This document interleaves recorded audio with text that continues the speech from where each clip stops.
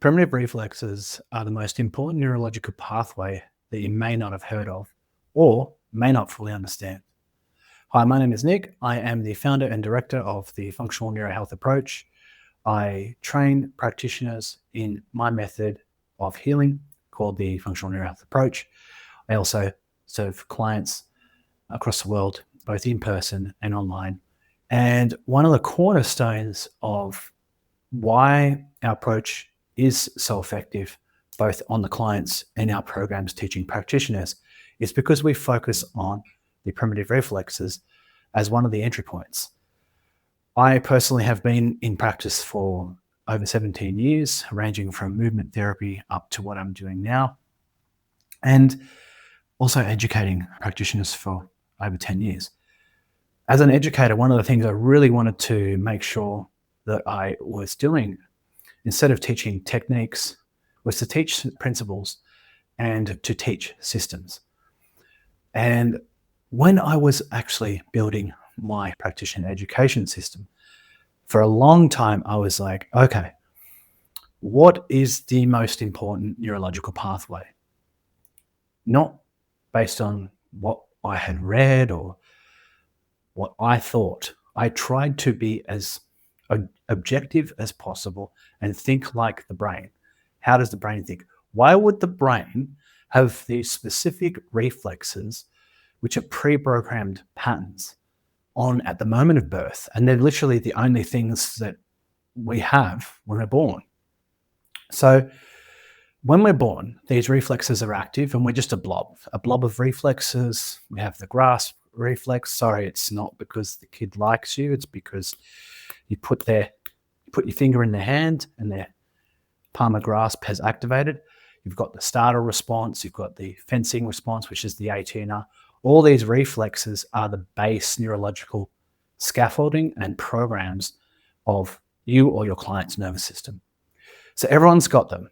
We have to have them. In fact, if these reflexes don't appear at all, you actually will not survive. And sadly, I know someone who had a child that was born this way, and the child did not last. But if the child does develop normally, what should happen is these reflexes should sequentially, one by one, start to disappear, or otherwise known as integrate. So they integrate, meaning these are primal programs that once they integrate, other more complex motor programs can start to take effect.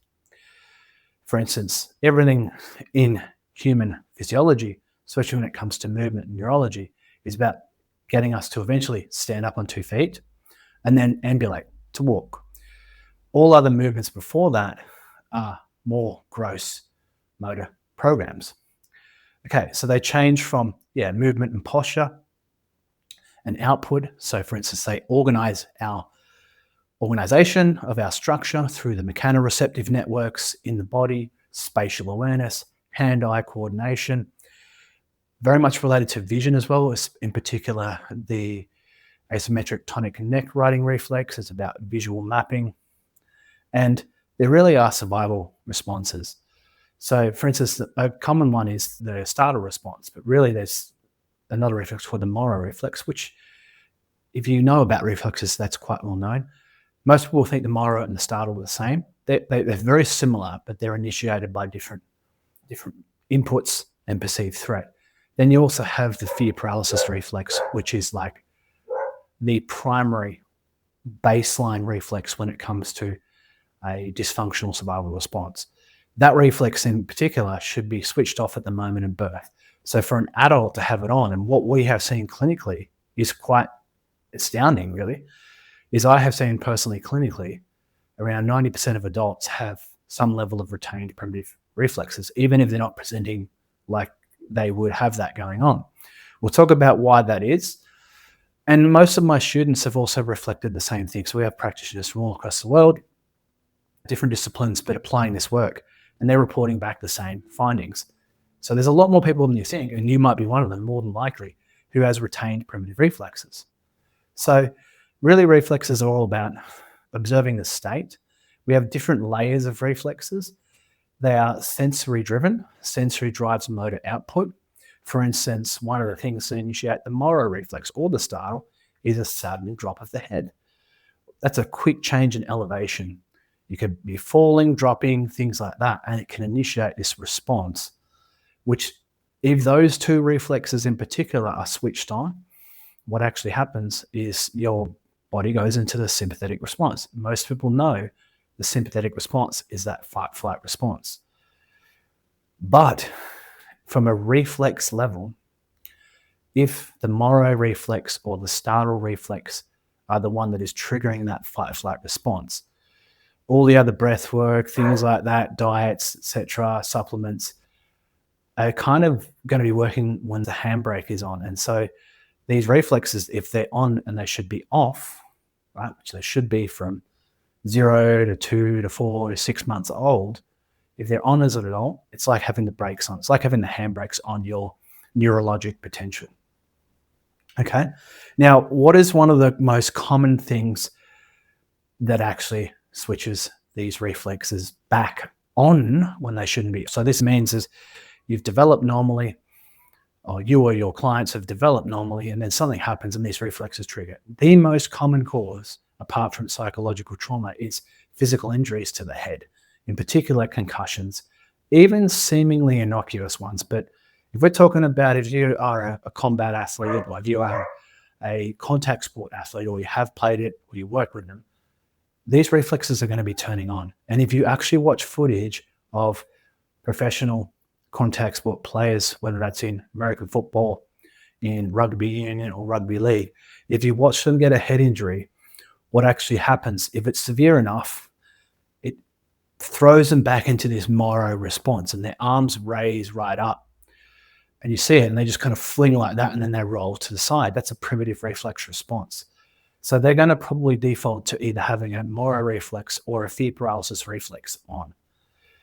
So going back to our approach, we have a 5-step process that we do called the PEACE process, which means we assess what's going on in the whole system, we screen it, we test it, we screen all the reflexes and all the high-level nerves and pathways. So we know every person, including you, including me, needs to have functioning from a sensory level. So our output is going to be relative calm and high performance. If our sensory system is working well, we are calm. If our brain is integrated, we are calm. So what we do is we come in, we do the preliminary assessments, then we downregulate their system, and then we only correct the top core pathways initially. Because if we work at the foundational level, which is the reflexes and maybe the cranial nerves, and maybe if there's any big emotional stuff as well, or if there's a previous head injury or something like that, we also put that up there. But often the reflexes, just working on the reflexes alone can shift so many things. I'll just share a few case stories from my clinic and then some success stories from some of my students. One of them is, one case in particular, had a client who just came to see me for her first session. Unbeknownst to me, she was seeing a psychotherapist at that time, and they were working on getting her out of being stuck in kind of functional freeze. She's come from a history of complex PTSD. Now, in the first session, I just literally checked. She had a previous head injury, so I worked on clearing the threat from that, plus also working on her fear paralysis. And I remember distinctly as it happened, switching off her fear paralysis, which we can do very quickly, which goes contrary to the actual information that's already out there. We switched that off and she looked up at me and it was like surprise. And that was the first time she felt that calm. She went back to her psychotherapist, who was straight away could see the physical change in her nervous system. And so basically we were able to achieve, by working at the sensory level and on the threat, working at the sensory level, we're able to get a reflexive change that couldn't have been done from 1 year of psychotherapy. Other students, we've had students come into our program who are practitioners already practicing.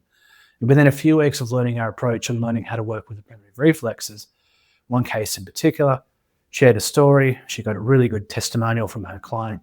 7 years of back pain, or 7 years of pain, 95% resolution. I messaged this student and said, "What did you work on?" She goes, "Oh, we just worked on the primitive reflexes and threat."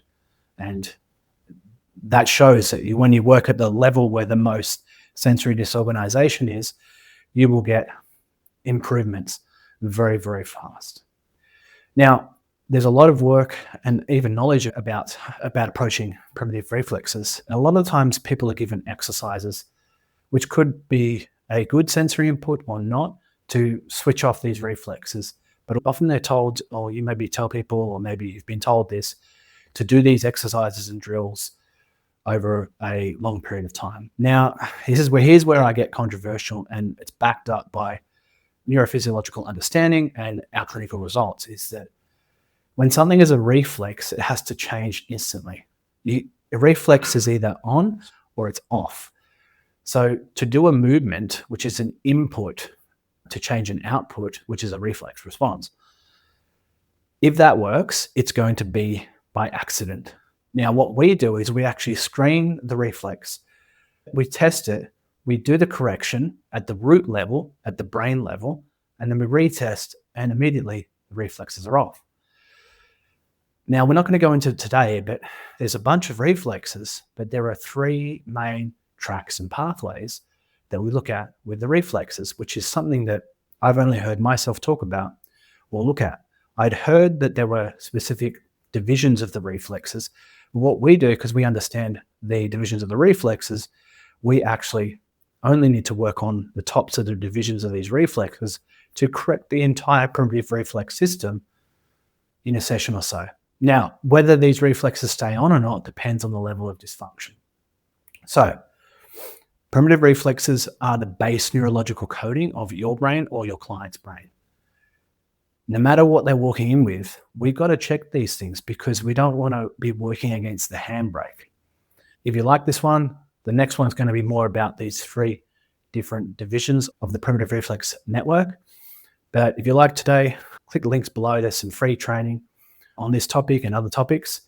Or if you're a practitioner and you're interested in learning this, click the links below. You'll see plenty of information on what this whole approach is all about. But just remember, primitive reflexes are the base neurological programming. If they're on when they shouldn't be, you might notice things like you just can't function as well, you brain fog, you can't calm down, you're getting triggered by all the noises. Maybe these reflexes are part of that problem. I hope you enjoyed this video. If you want me to share more content like this, please like and give a comment, follow, share. I'm happy to do lots more like this, but I need your support to show me that this is what you want. Have a good one.